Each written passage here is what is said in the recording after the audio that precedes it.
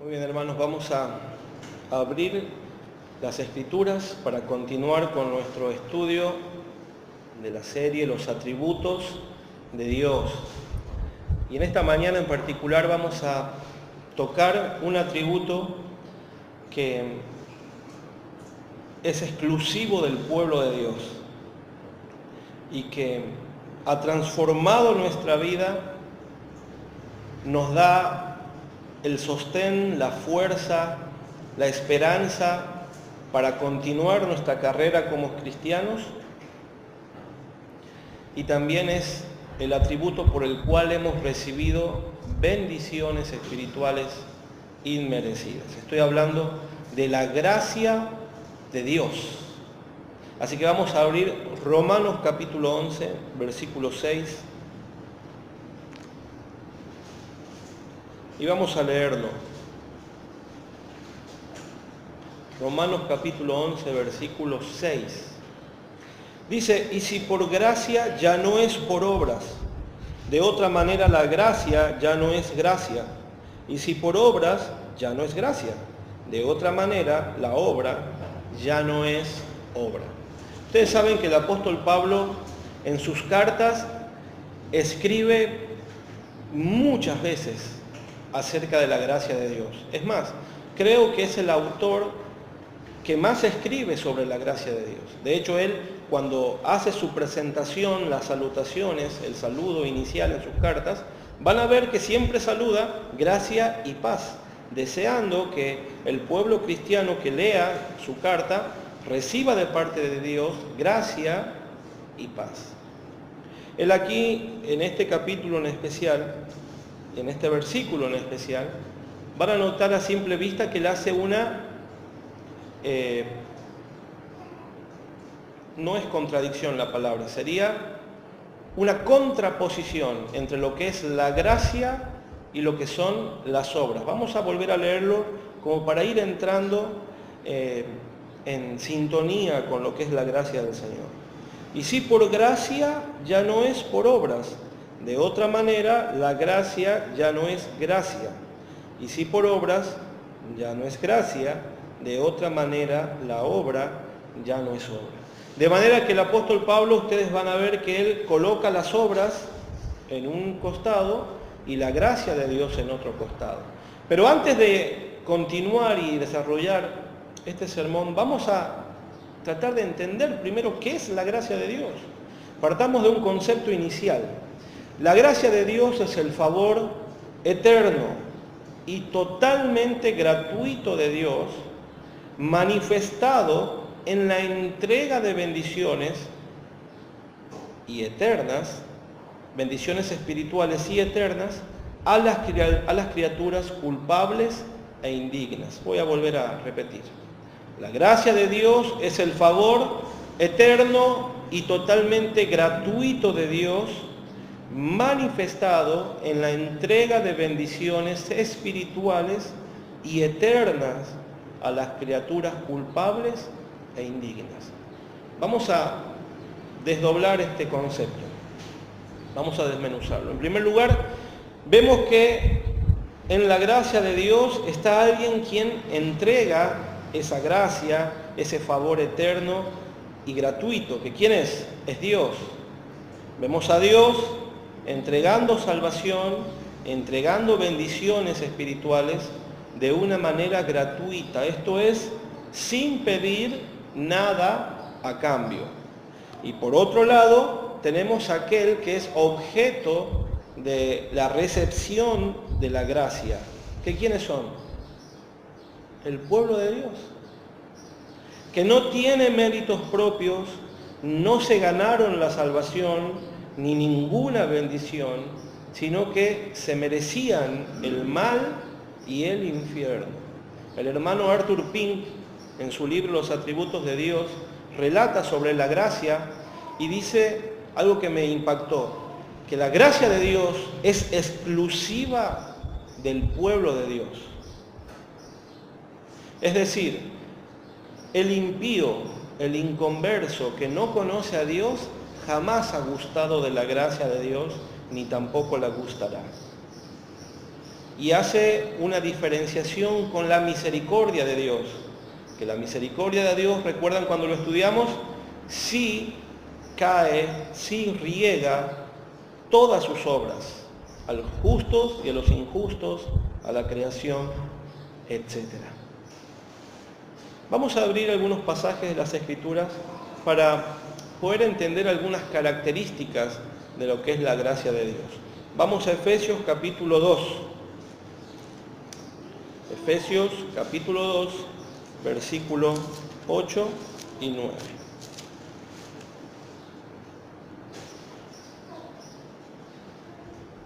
Dice, porque por gracia sois salvos por medio de la fe, y esto no de vosotros, pues es don de Dios, no por obras, para que nadie se gloríe. Es un hermoso versículo para memorizar. Nos sirve para evangelizar también y para recordarle a nuestra alma que nada hemos hecho para obtener la salvación. Volvemos, verso 8. Porque por gracia sois salvos por medio de la fe. Y esto no de vosotros, pues es don de Dios. Entonces podemos dar como primera característica de la gracia de Dios que es un don de Dios. Romanos capítulo 3, versículo 24. Este pasaje también es precioso para memorizarlo. Pablo está hablando a través de su pluma de la justificación por medio de la fe. Y dice el verso 24 del capítulo 3, siendo justificados gratuitamente por su gracia, mediante la redención que es en Cristo Jesús. Entonces, como en segunda característica, podemos decir que la gracia de Dios es gratuita. Es decir, que no requiere, no demanda nada a cambio. Habíamos dicho que la gracia de Dios era un don de Dios y en segundo lugar, gratuita. Segunda Timoteo capítulo 11, verso 9.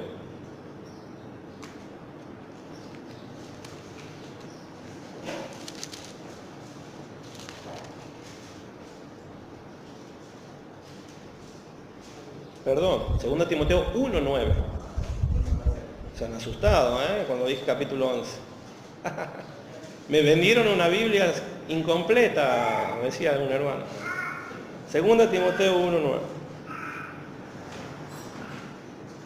Le dice Pablo a Timoteo, quien nos salvó y llamó con llamamiento santo, no conforme a nuestras obras, sino según el propósito suyo y la gracia que nos fue dada en Cristo Jesús antes de los tiempos de los siglos. Qué preciosa esta característica porque está así como escondida, que el ojo apurado, presuroso no logra verla. ¿Qué dice al final? Que el Señor nos llamó con llamamiento santo, no conforme a nuestras obras, sino según su propósito, y la gracia que nos fue dada en Cristo Jesús, y aquí viene, antes de los tiempos de los siglos. La gracia de Dios es eterna. Ahora ustedes noten que en los pasajes que hemos leído hacen total hincapié en la salvación de nuestras almas. Y aquí viene nuestro primer punto para que usted lo anote y pueda llevarlo a su vida. Yo me preguntaba cuando estudiaba esto, ¿cómo se manifiesta la gracia de Dios en nosotros, en su pueblo? En primer lugar, se manifiesta a través de la elección salvadora y soberana de Dios. Como recién decía, los versículos que hemos leído, de donde sacamos las características de la gracia de Dios, que era un don de Dios, que era gratuita y que es eterna, todas nos hacen mención a la salvación de nuestras almas.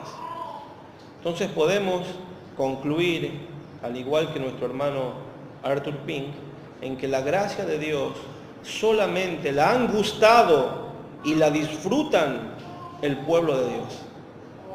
Vamos a Efesios capítulo 1, versículo 1 en adelante.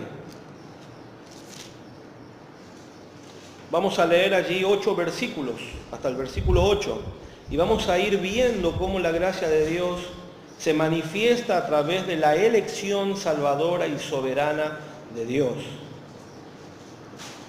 Efesios 1:1 dice: Pablo, apóstol de Jesucristo, por la voluntad de Dios, a los santos y fieles en Cristo Jesús que están en Éfeso, gracia y paz a vosotros, de Dios nuestro Padre y del Señor Jesucristo. Bendito sea el Dios y Padre de nuestro Señor Jesucristo, que nos bendijo con toda bendición espiritual en los lugares celestiales en Cristo. Verso 4. Según nos escogió en Él antes de la fundación del mundo, para que fuésemos santos y sin mancha delante de Él, en amor, habiéndonos predestinado para ser adoptados hijos suyos por medio de Jesucristo, según el puro afecto de su voluntad, para alabanza de la gloria de su gracia, con la cual nos hizo aceptos en el amado, en quien tenemos redención por su sangre, el perdón de pecados, según la riqueza de su gracia, que hizo sobreabundar para con nosotros en toda sabiduría e inteligencia. Si el Señor lo permite, en el futuro vamos a estudiar doctrinas puntuales que avivan nuestra alma y nuestro amor por el Señor. Y una de esas doctrinas es una vieja doctrina olvidada en algunos púlpitos, que es la doctrina de la elección. Como ustedes pueden ver, a simple vista en el versículo 4 nos muestra que el Señor nos vio en la eternidad y nos escogió. Y permítanme hacer un paréntesis. Yo por allí no entiendo a hermanos que son cristianos, que aman la Escritura, pero no creen en que Dios haya escogido a su pueblo. Spurgeon decía de que ellos, estos siervos de Dios, tienen la libertad de poder escoger con quién se van a casar, y Cristo no pudo escoger a su novia, según lo que ellos piensan, ¿no? Haciendo una especie de ironía. Pero, amados, usted me puede decir que usted no entiende la elección, que usted no entiende la predestinación, pero si usted es bíblico, usted no puede negarla, porque aparece en la Escritura. Aparece aún en el Antiguo Testamento, cuando Dios escoge a Abraham en medio de un pueblo impío. ¿Por qué escogió a Abraham y no escogió a otro? Por eso le repito, usted puede decir que no entiende la predestinación, puede decir que no entiende la elección, pero no puede decir que no es bíblico. ¿Amén? Volvemos entonces. Fíjense que el apóstol, cuando se presenta con su saludo característico, gracia y paz a vosotros, comienza a bendecir a Dios en el versículo 3 y hace una exaltación de Dios. Dice: Dios sea bendito, el Padre de nuestro Señor Jesucristo, porque nos ha bendecido con toda bendición espiritual en los lugares celestiales en Cristo. Podríamos decir: bueno, Pablo, enséñanos, ¿cuáles son las bendiciones con las que Dios ha bendecido a su pueblo? Y él responde en el versículo 4: según nos escogió en Él antes de la fundación del mundo, para que fuésemos santos y sin mancha delante de Él. Verso 5 habla de la predestinación.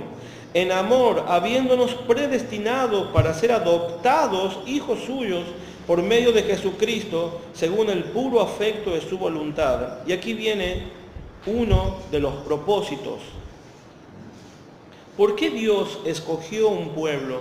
¿Por qué Dios predestinó a personas para que en un momento determinado el Evangelio llegase a su vida, el Espíritu les diera vida espiritual, puedan creer, les fue dada fe y formen parte de su pueblo? ¿Por qué? Verso 6, ¿qué dice? Todos juntos. Para alabanza de la gloria de su gracia. Para que la gracia de Dios, para que la gloria de Dios sea exaltada, para que ese favor eterno e inmerecido y totalmente gratuito sea exaltado en medio de toda su creación. Dice, en quien tenemos redención por su sangre, el perdón de pecados, según la riqueza de su gracia, que hizo sobreabundar para con nosotros en toda sabiduría e inteligencia.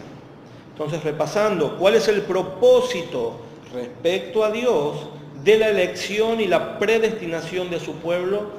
Para que su gracia, para que ese favor eterno y totalmente gratuito e inmerecido brille en medio de su creación.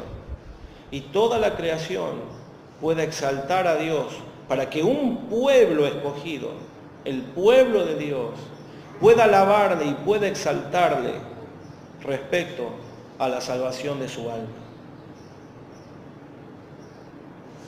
Usted sabe que una de las características de la gracia de Dios es que es inmerecida.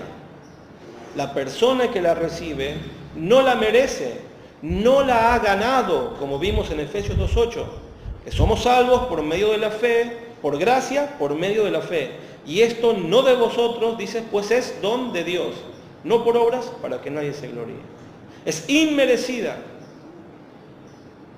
Las criaturas que hemos recibido la gracia de Dios, éramos culpables de nuestros pecados,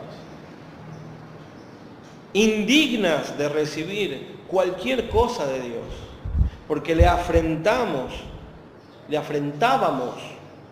voluntariamente día a día, quebrantando su ley moral, los 10 mandamientos. Pero sin embargo, hoy aquí hay un grupo de creyentes que fueron transformados por la gracia de Dios. A pesar de ser lo vil del mundo, como dice el apóstol Pablo, que Dios escogió lo vil del mundo para avergonzar a los sabios, el Señor ha placido salvarnos y adoptarnos como sus hijos. ¿No se imaginan la gratitud que mi corazón siente cuando leo que el Señor nos escogió, verso 5, en amor, habiéndonos predestinados para ser adoptados hijos suyos? Y se me representa a aquellos niños que están en la calle, que son huérfanos, y de repente alguien se interesa por ellos, alguna entidad, los tratan de cuidar y los ponen en adopción. Y viene allí un matrimonio a ese hogar de niños y lo ven, y entre muchos que están allí lo escogen para adoptarlo. Eso sucedió con nosotros. Qué precioso, hermanos. Que en medio de una masa de pecadores que no amaban a Dios ni le buscaban, que le afrentábamos día a día, el Señor puso sus ojos eternos en nuestras pobres vidas y nos adoptó como sus hijos. Antes éramos esclavos del pecado, extraños para Dios, enemigos de Dios, y sin embargo el Señor, por el puro afecto de su voluntad, nos abrazó, nos amó, nos salvó y nos adoptó. ¿Cómo se manifiesta la gracia de Dios? La gracia de Dios también se manifiesta en la distribución de dones espirituales que equipan al creyente para bendecir a la iglesia. Vamos a buscar 1 Corintios capítulo 10.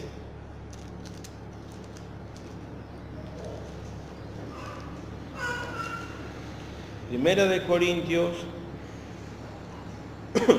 capítulo 12, versículo 1 en adelante. Primera de Corintios 12.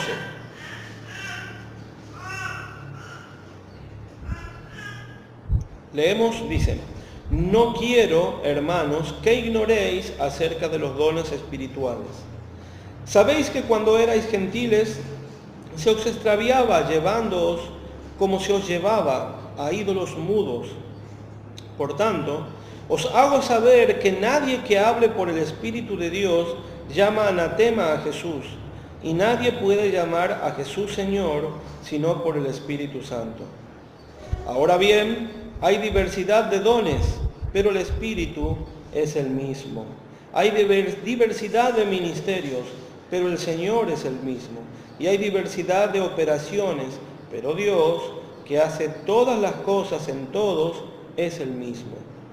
Pero a cada uno le es dada la manifestación del Espíritu para provecho, porque a éste es dada por el Espíritu palabra de sabiduría, a otro palabra de ciencia, según el mismo Espíritu, a otros fe por el mismo Espíritu, y a otro dones de sanidades por el mismo Espíritu, al otro el hacer milagros, a otro profecía, a otro discernimiento de espíritus, a otro diversos géneros de lenguas y a otro interpretación de lenguas. Y aquí viene nuestro versículo. Pero todas estas cosas las hace uno y el mismo Espíritu, repartiendo a cada uno en particular como Él quiere. Hay otros pasajes que también hablan de los dones espirituales. Hemos tomado este justamente por lo que dice el versículo 11. Hay diversidad de dones, dice el apóstol Pablo, hay diversidad de ministerios. El Espíritu Santo bendice al creyente con un don, por lo menos, o dones en otros casos. Pero lo particular de esto, lo especial de esto, es que el Espíritu Santo no toma en cuenta nuestras características. No toma en cuenta cómo venimos a Él, cómo hemos venido a Cristo. Es decir, el Espíritu no mira que el hermano Juancito es un hermano muy talentoso naturalmente. Entonces dice, bueno, a él que es talentoso, voy a darle tal o cual. Dice que el verso 11, que el Espíritu reparte los dones espirituales a cada uno en particular, ¿como qué? Como Él quiere. Como la soberana voluntad de Dios quiere. Como su soberana voluntad, hablando del Espíritu, quiere.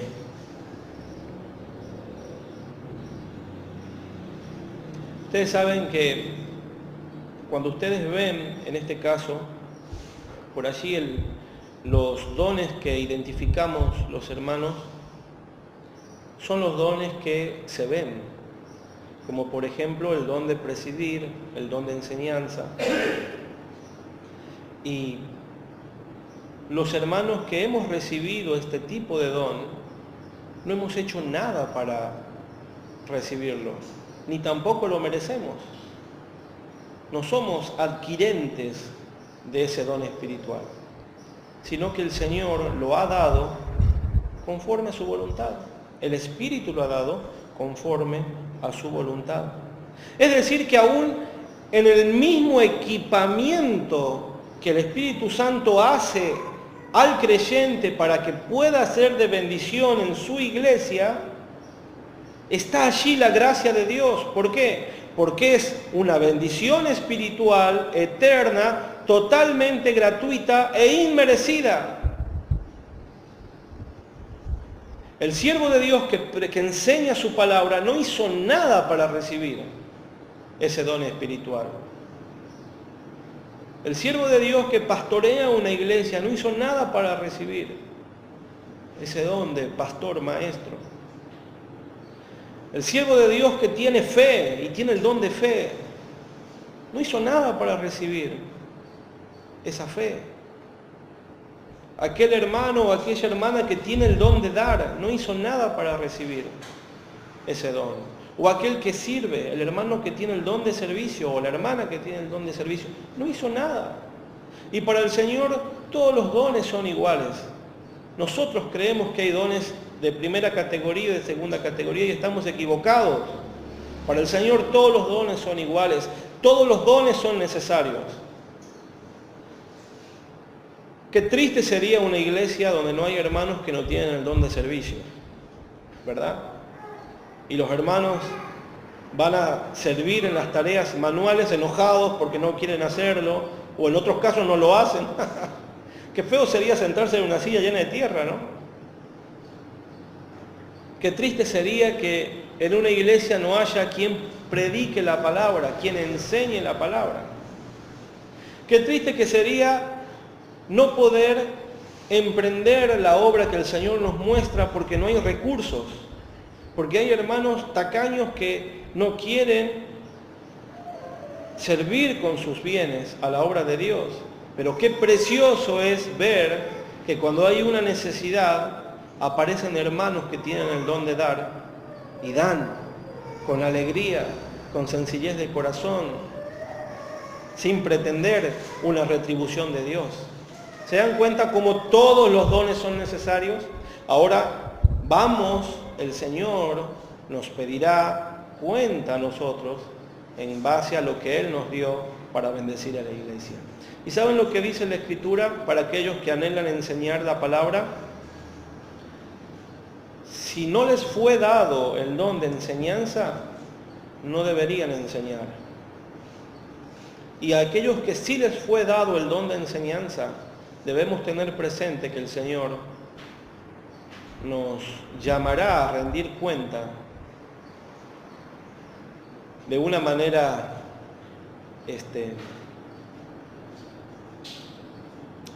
fuerte, por decirlo de alguna forma. De alguna manera nosotros somos la voz de Dios hablando a su pueblo, y el Señor llamará a aquellos que son maestros a rendir cuentas de cómo usaron ese tiempo y ese don para bendición de la iglesia. ¿Se acuerdan lo que nos dijo el pastor Ismael el domingo pasado? Que debíamos orar por los hermanos que enseñan la palabra. Si usted conoce a algún hermano que es pastor, que enseña la palabra, ore por él, porque él va a rendir cuenta por ese don. En tercer lugar, hermanos, ¿cómo se manifiesta la gracia de Dios? La gracia de Dios es el lugar donde encontramos socorro y poder para vencer el pecado. Encontramos socorro y poder para vencer el pecado. Vamos al libro de Hebreos, capítulo 4, versículo 14 en adelante. Hebreos 4, 14 en adelante.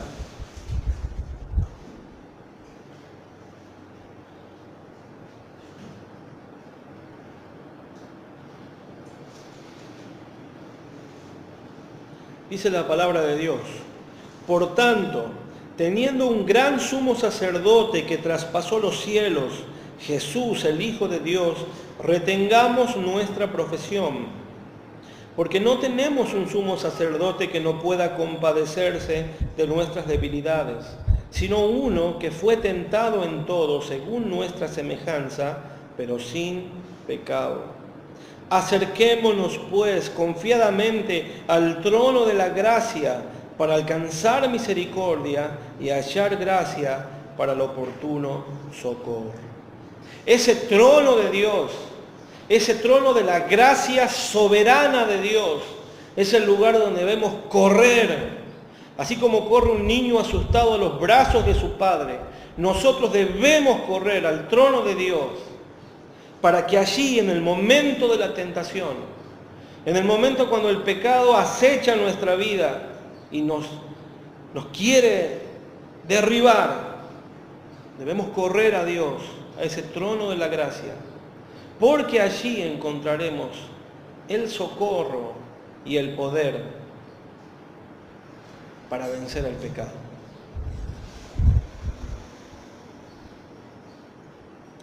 Si usted es creyente, un verdadero y genuino creyente, y usted es vencido por el pecado, si usted no tiene victoria por el pecado, es simplemente porque usted no está yendo al trono de la gracia.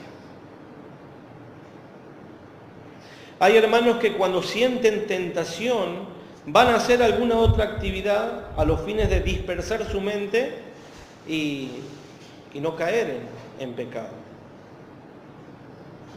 Eso no es lo que debemos hacer. Lo que debemos hacer es correr a Dios en oración, clamando por misericordia y por socorro, para no caer en pecado.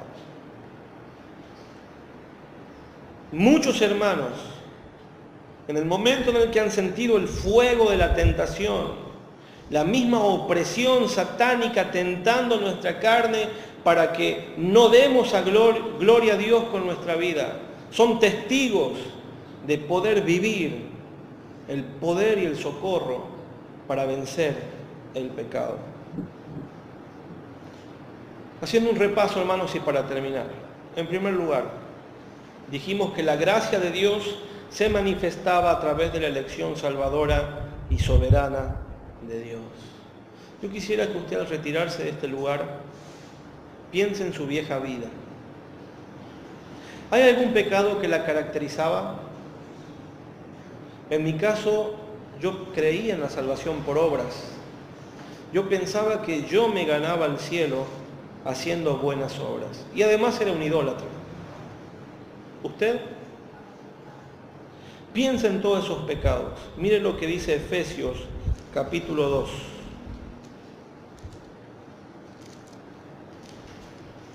Versículo 1 en adelante. Y Él os dio vida a vosotros cuando estabais muertos en vuestros delitos y pecados. ¿Cómo estábamos? Muertos espiritualmente. Muertos. En los cuales anduvisteis en otro tiempo, siguiendo la corriente de este mundo, conforme al príncipe de la potestad del aire, el espíritu que ahora opera en los hijos de desobediencia. Miren lo tremendo que dice este versículo. Seguíamos al príncipe de la potestad del aire. ¿Quién es? Satanás. Consciente o inconscientemente. El espíritu que ahora opera en los hijos de desobediencia, entre los cuales también todos nosotros vivimos en otro tiempo, en los deseos de nuestra carne, haciendo la voluntad de la carne y de los pensamientos, y éramos por naturaleza hijos de ira, lo mismos que los demás. Pero Dios, que es rico en misericordia, por su gran amor que nos amó, aun estando nosotros muertos en pecados, nos dio vida juntamente con Cristo. Por gracia sois salvos. Y juntamente con Él nos resucitó y asimismo nos hizo sentar en los lugares celestiales con Cristo Jesús. ¿Se da cuenta la bendición que hemos recibido al haber recibido la gracia de Dios? Si no fuera por la elección soberana y por la soberana gracia de Dios, usted y yo seguiríamos siendo hijos de ira. Versículo 3. Hijos de ira, perdidos, sin esperanza, sin salvación, siendo merecedores de la justicia de Dios, siendo merecedores justamente del infierno. Usted y yo íbamos camino al infierno. Sin embargo, por la gracia de Dios, Él de allí nos rescató. Habíamos dicho que también la gracia de Dios se manifestaba en la distribución de los dones espirituales, donde el Espíritu Santo bendice al creyente con dones como Él quiere. Entonces, para aquellos que conocen su don espiritual, quiero hacer esta pregunta. ¿Qué has hecho para recibirlo? Si somos sinceros diríamos que nada. Entonces, ¿por qué te enorgulleces de algo que recibiste por caridad? Y quiero hacer énfasis en esto para ir culminando. Hay hermanos que han recibido por caridad algún don espiritual. Y ellos hacen un culto de ese don espiritual. Creen que están un escalón más arriba de Dios que el resto de las personas por el don que han recibido. Y algunos de ellos hacen llamarse como si fuera un apodo santo, apóstoles, profetas, creo que hasta arcángeles hay ahora, no sé cuál que es lo que más sigue, sigue para arriba. ¿Por qué te enorgulleces de algo que te fue dado por caridad? O no ir tan lejos. Hay hermanos que el Señor les dio la capacidad para abrir las Escrituras y enseñarle a la iglesia y menosprecian a otro hermano que viene recién en su inicio en la carrera cristiana. ¿Por qué te enorgulleces de algo que recibiste por caridad? ¿Por qué estos hombres se hacen poner apodos que nada tienen que ver con ellos? ¿Por qué estos hombres se hacen tratar como príncipes y cuando van a predicar en algún lugar tienen diferentes requisitos? A un hotel con tantas estrellas, que nadie lo moleste en tal y tal hora, etcétera, etcétera, etcétera. Y parte de eso, hermanos, parte de que esto es una realidad, es porque la misma iglesia se los ha permitido. ¿Saben cómo murió uno de los hombres que Dios más usó en la predicación y en la evangelización? Charles Spurgeon. Murió pobre. Murió pobre. ¿Saben cómo murió George Mueller, el padre de los huérfanos, que Dios levantó en su época para edificar orfanatos donde se le enseñó la palabra de Dios y se alimentó y se cuidó de niños huérfanos? ¿Saben cómo murió? Murió pobre. Sin embargo, por las manos de estos hombres pasaron miles y miles de lo que hoy serían dólares. Fueron manos que Dios usó y por los cuales Dios canalizó recursos. Y sin embargo, ellos entendieron que nada era para ellos y terminaron muriendo pobres. Hoy la iglesia de Cristo, la verdadera iglesia de Cristo, sufre rechazo por falsos maestros, falsos profetas y falsas iglesias que lo único que buscan de las personas es su dinero. Es su dinero. Y para los amigos y hermanos que nos escuchen por internet, quiero decirles esto. Si ustedes van a lugares donde se hacen llamar iglesias, donde los temas centrales son la prosperidad económica, cómo estar mejor económicamente, cómo emprender nuevos negocios, o si usted nota que la predicación es toda basada en el dinero, dinero y dinero, huya de esos lugares, porque esa no es una iglesia de Cristo. El mismo Señor Jesús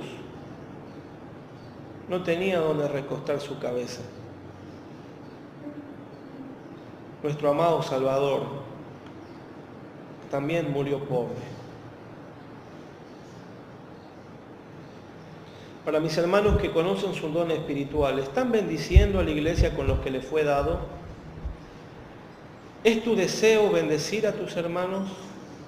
Son todas palabras, preguntas que podemos hacernos. Y para aquellos que no lo conocen, ya hay un pasaje que conocen, lo acabamos de leer, donde pueden interesarse por algunos de ellos y buscar, conocer con qué Dios los equipó para servir. En tercer y en último lugar, ante la tentación, ¿cómo actuamos? ¿Salimos a caminar, como recién nos decía, para que se nos pase la tentación? ¿Nos ponemos a hacer alguna actividad? Si usted es un verdadero creyente y no puede vencer el pecado, es porque usted no acude al trono de la gracia. Deje de buscar soluciones externas a la palabra de Dios. Deje de buscar incluso la complacencia de hermanos contándoles los pecados que usted quiere cometer. No, vaya al trono de Dios. Vaya al trono de Dios. Descargue allí su corazón. Derrame allí su alma. El Señor nos dará socorro y poder para vencer el pecado. Terminamos con una oración. Amado Dios, te damos gracias por esta mañana y por tu palabra. Podríamos, Señor, hablar semanas enteras sobre tu gracia y no la podríamos agotar. Pero queremos pedirte, Señor, que estos 3 puntos en los cuales hemos hecho énfasis puedas sellarlos a fuego en nuestro corazón y que podamos cumplir con lo que dice allí el versículo 6 de Efesios 1. Elevar gratitud, adoración, alabanza por la gracia que hemos recibido. Alabanza y gratitud y adoración por la salvación inmerecida que hemos recibido, por los dones espirituales inmerecidos que hemos recibido y por ese lugar, el trono de la gracia, tu mismo trono, donde podemos ir cuando más lo necesitemos a buscar socorro y poder para vencer el pecado. Amado Dios, bendice a los hermanos que están presentes aquí. Bendice también a aquellos que escucharán este sermón. Oramos en el nombre de Jesús. Amén.